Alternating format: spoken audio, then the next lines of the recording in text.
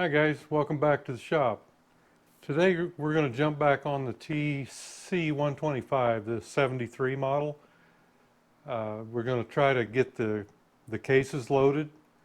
I don't know that we'll get them together, but we're going to build the transmission and get the crankshaft in, maybe the gasket.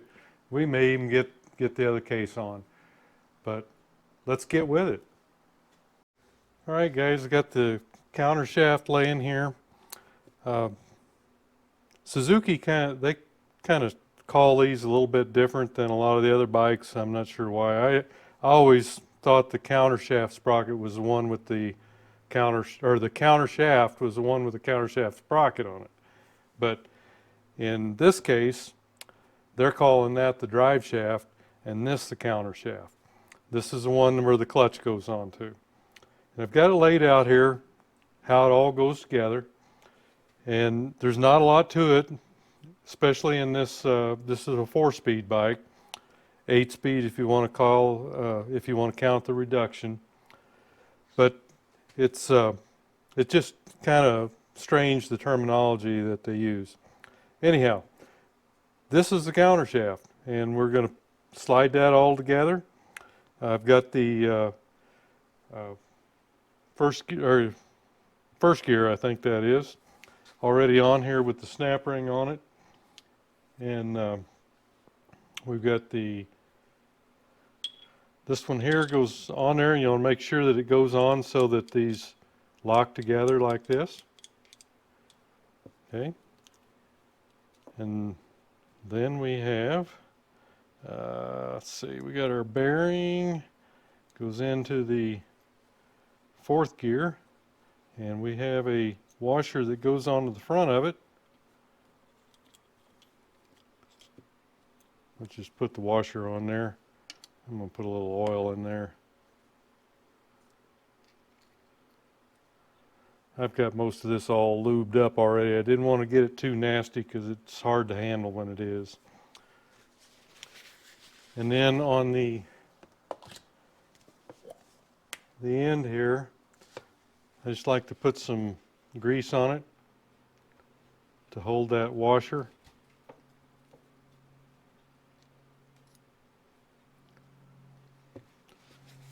Then up here on the front we have this is the kickstarter bearing and washers up here.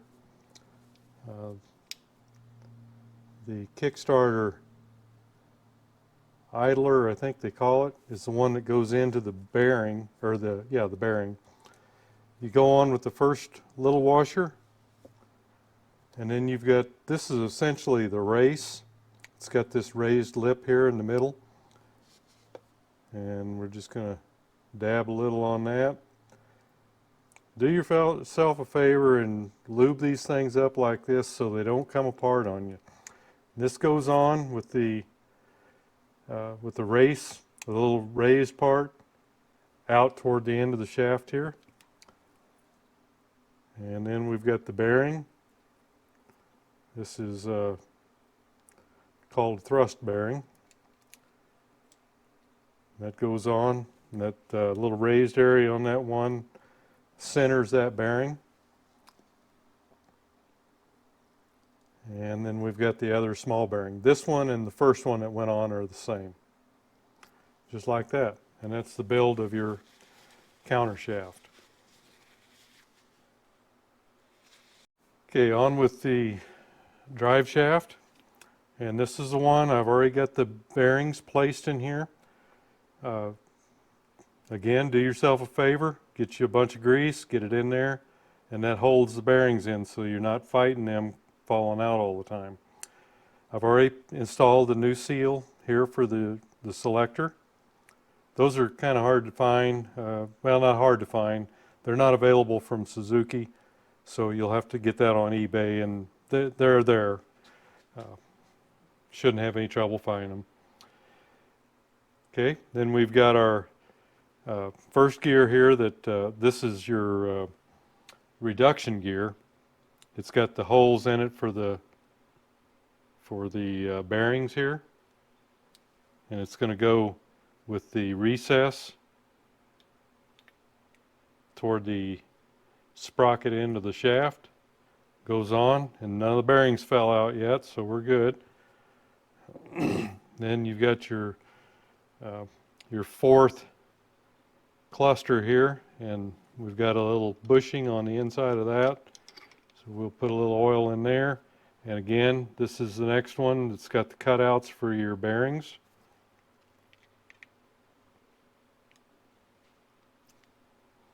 On it goes.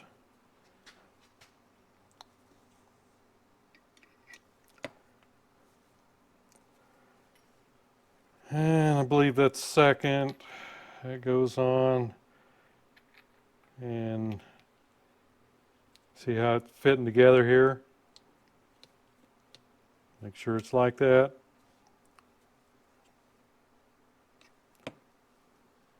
And let's see here, we have a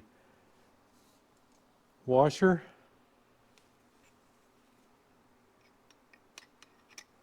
And the gear, and then we have the, let's see, I think that was, is that third? I think that's third. And then this is the kickstart idler gear. And then again, get you a big old daub of grease. And get your washer on there.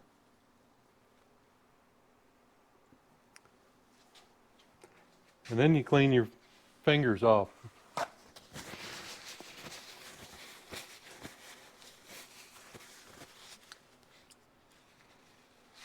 Okay, then we've got the kickstart shaft here. And do yourself a favor on these. Before you even start, just order a new kick pawl. This is the old one that I took out, and you can see that it's worn. That's there's a lot of work. You got to split the cases to change this. So for $3 and change or whatever it is, maybe it's $5, do yourself a favor and get it. And I've already got it installed. Very simple. Once you get the cases apart and everything, you've got the kick pawl, you've got your plunger spring and a plunger. They go in to the hole with the plunger spring down. And then you've got this little cutout. See how it's kind of scalloped in here? That's where this area, oops, that's where this goes. And make sure that the flat part here is against the plunger. You may have to just kind of push it down with your finger a little bit like that. Now some of these have a shim on the inside. This one did not. They probably should have, but this engine had never been apart, so I think that this, if you look at the IPB, they don't show this on a 73. I looked on a 74, I believe it was a 74, and they do show it. So you can tell that this one's been operating without it. So we're going to put it back in there that way. We don't want to get to putting the other case on and have too much, you know, for there to be too much material in here for the cases to go together and everything be too tight. But anyhow, that's how that works. Just do yourself a favor, for whatever it costs, put it in there. Then we've got the spring washer. This is kind of a, it's kind of convex, concave. Goes on, and then your regular washer. And again, it wouldn't hurt to put a little dab of grease on that too.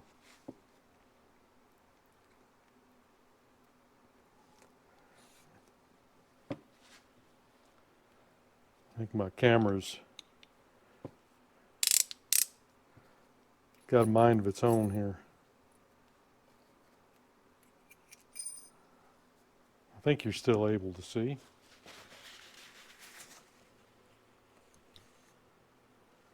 All right. Anyway, do yourself a favor, put the kick pawl in, even if there's nothing else wrong. Okay, let me kind of move things around here a little bit and we'll get to the case. Okay, I've got the bearings and the seals all in the case already. A lot of different ways to do it. You can, I think on the first build I did of the 74 TC125, I showed pressing them in. This particular time, I actually did we had a lot of snow and it was really cold, so I just set the bearings outside in a plastic bag and just heated up the case a little bit with a propane torch, and they just drop right in. Now the first thing we need to do is we've got to get the kickstart, I believe this is driven gear, kickstart driven.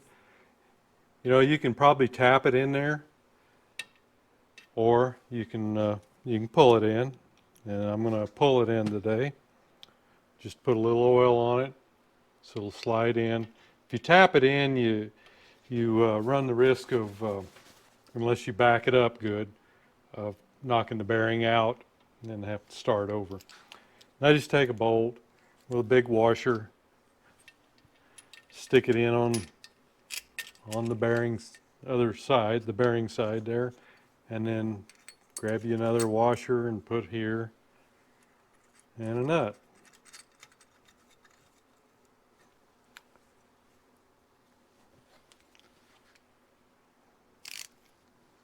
And just back it up with a wrench over there and tighten her up, should pull right in.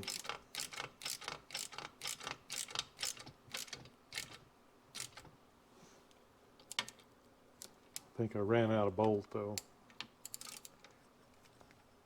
Yeah. Gonna get bottomed out, so I'm gonna have to get another washer here. Because it is supposed to bottom out.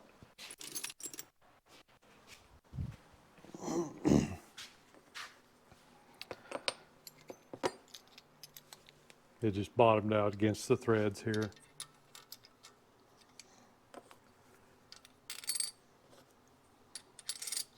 Got a big shock washer there, that ought to do the trick.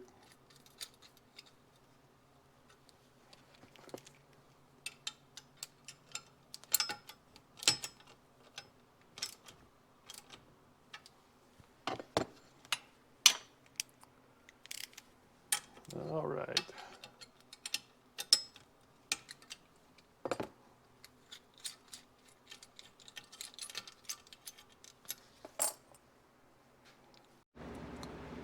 Okay, really the first thing you want to do is get the Kickstarter in, because it falls below all the rest of the gears here. So we've got our two washers on here, and it's just going to drop into the, let's see, we've got the little pawl sticking out here. This is going to set right here. Here's the replaceable kick pawl right there. So this part of this pawl here is going to set right on top of, I think you can see that, the metal piece that's inside the case there.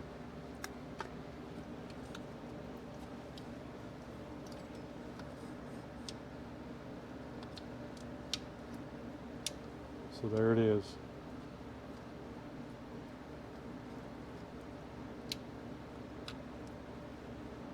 Okay. Everything looks like it's operating as it should. So now what we've got is, we'll get a little oil here on the bushing.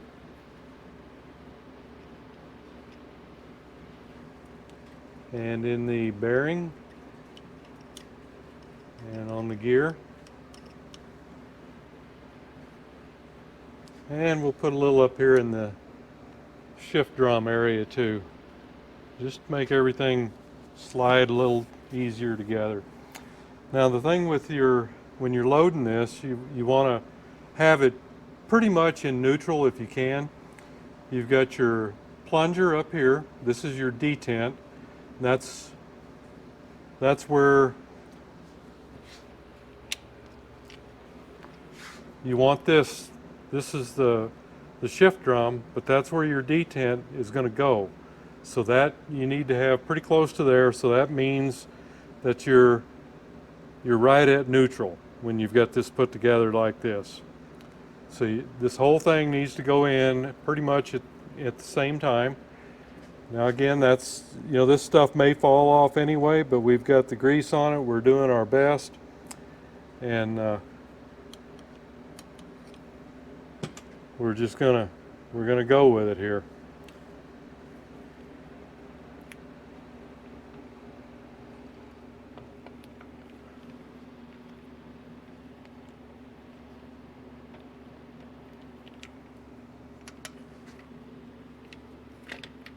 You may have to turn some things to kind of get them to fit. Having a little trouble getting the drive shaft. There it went. There it popped in.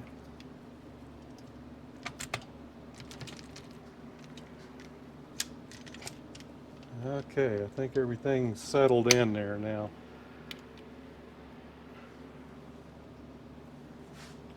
Pull this up, see if I can see the detent. Yep. I'm going to hold on to this and see if you can see the detent.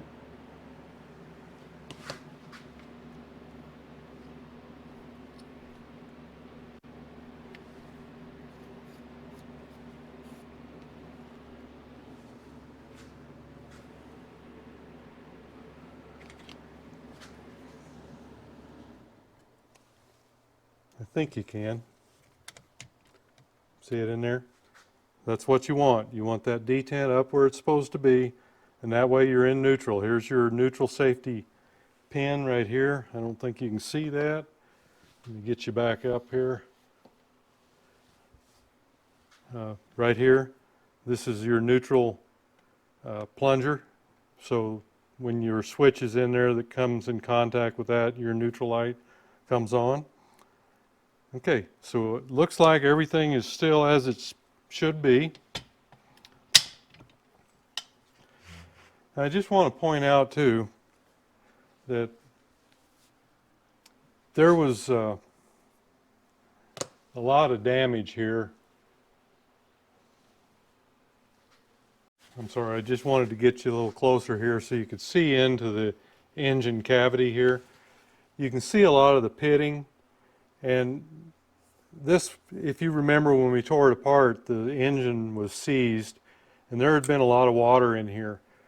So this is water damage. The pitting it's all clean. It won't make any difference at all because it's all clean. It's not going to leak into the transmission or anything. Everything is, the sealing surfaces are all good. It just looks a little rough in here. But that's just to be expected when you've got one that has sat with water in it for as long as it did. We were lucky to get the cylinder even off of this engine, I think. Anyhow, I just wanted to point that out. If people were looking and seeing the darkness in there, everything's fine. The bearing, I got new bearings in there, new seals, and the bearing surfaces are all still intact and good. So it's just, it looks bad, but it's not. Okay, now let's get the tach drive in. It's, I think you can still see this. We've got the tube, and you notice you've got two holes on one side and three on the other. The one with the three needs to go toward the back because that's where your dog point screw is. Where is the dog point screw? Oh, right here. Here's your dog point screw. That is going to go into the case back here, and the end of it's going to go in there, and that's going to keep this from sliding up and down. So first thing we need to do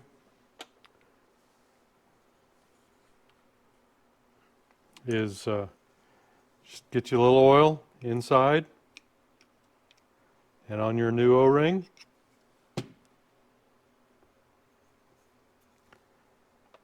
And then you've got your shaft,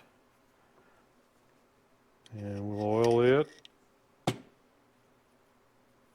And we've got a washer on that shaft. It goes on first before you put it into the sleeve. All the way down. And then the two go together just like this.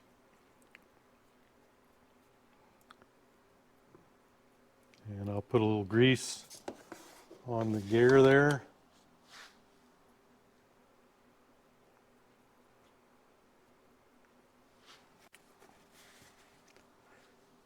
Now this end on this one does not go into anything.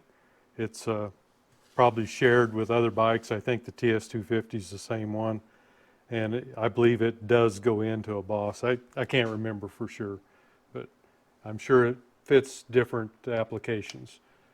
So now this slides in. Remember, the third hole goes to the back.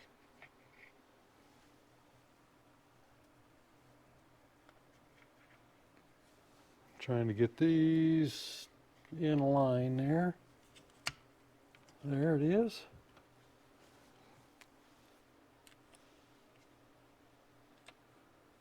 Just kind of move it around if you have to with a little screwdriver or something. And I'm just going to loosely put this in. Yeah, not until I get it lined up, I guess.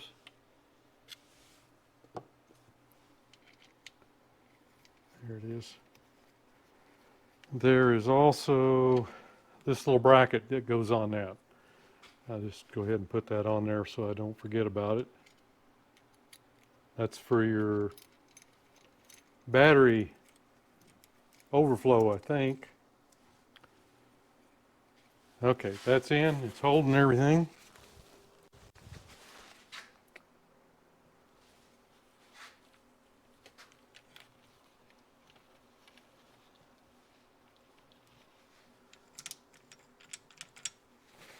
All right.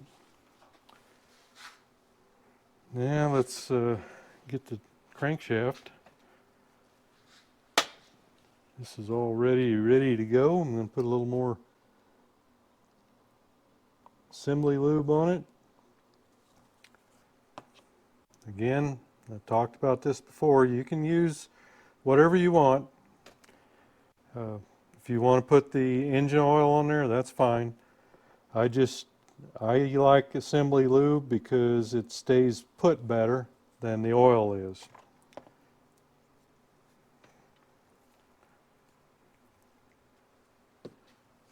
You know, once it starts introducing gas into that this cavity down here, it's going to dilute it and use it just like you would with your engine oil. But this is going to stay put better. It's actually kind of stringy. I don't know if you can see that or not. Now there's no washers on this side, but again, you want to lube up the seal surface, and probably wouldn't hurt to lube up where it goes through the bearing there too, just to help it go. And on this side, you're going to have more. You've got some other washers and stuff. Again, let's get some oil in the new seal. And do take note of the direction that the seal is installed. The back side of your sealing in, you want to seal the oil that's in the crankcase out, and you want to maintain a seal inside here.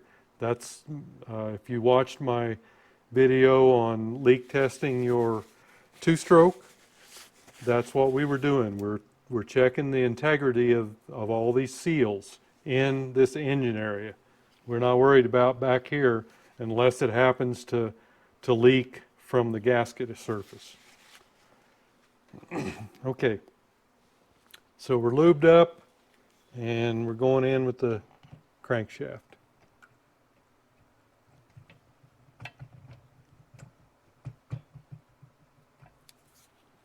Kind of spin it a little bit.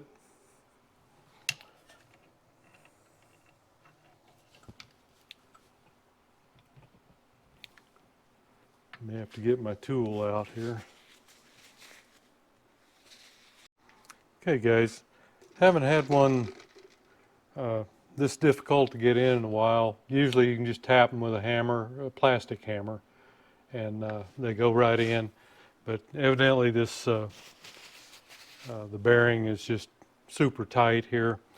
So I'm going to use my my Tusk crank puller, and I'm just going to go through putting it on in case people have not used one of these. And what I first did was I put the bearing retainer in over here just to make sure that it has something good to push against. You put their whatever adapter up there that will go on, and then you put your nut on that goes at that area, and then you take the inside part of the tool and you thread it on to the first nut you put on there. Shouldn't take too much. And I noticed that I'm going to have I need a little slack taken up, so I just cut a piece of pipe that would slide over everything. Now you can probably use the tools that they give you, these bars, but you're going to need somebody else to help you. Now you've got a keyway right here, and you've got the little tang right here. You've got to make sure those line up, and then you've just got a washer and a nut. And make sure your rod is free over here and is not going to get caught up in anything. And then you just start tightening that up, and it's starting to pull it in already. I can hear it just popping a little as it comes in.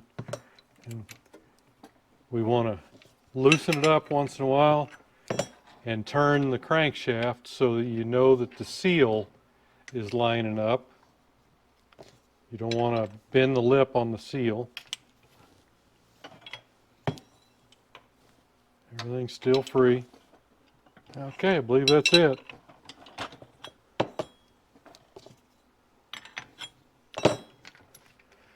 Feels like it's home.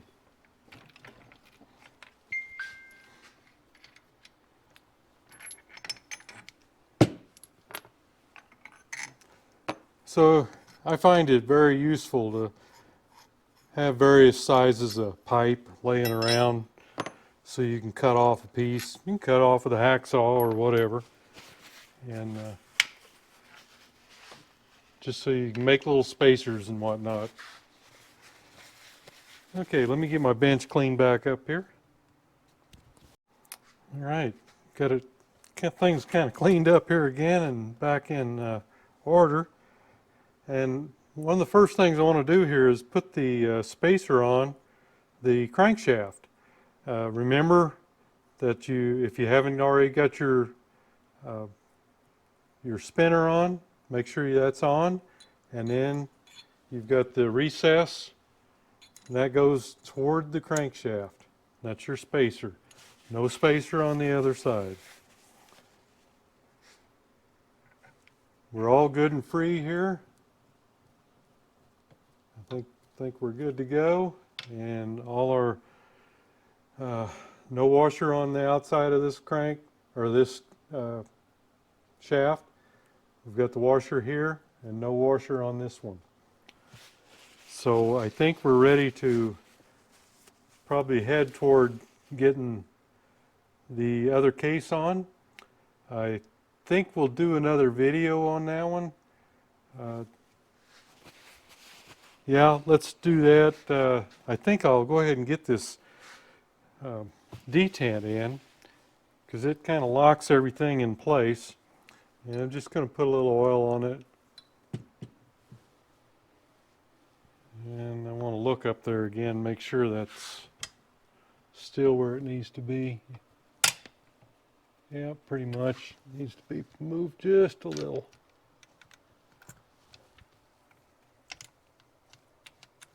Right there.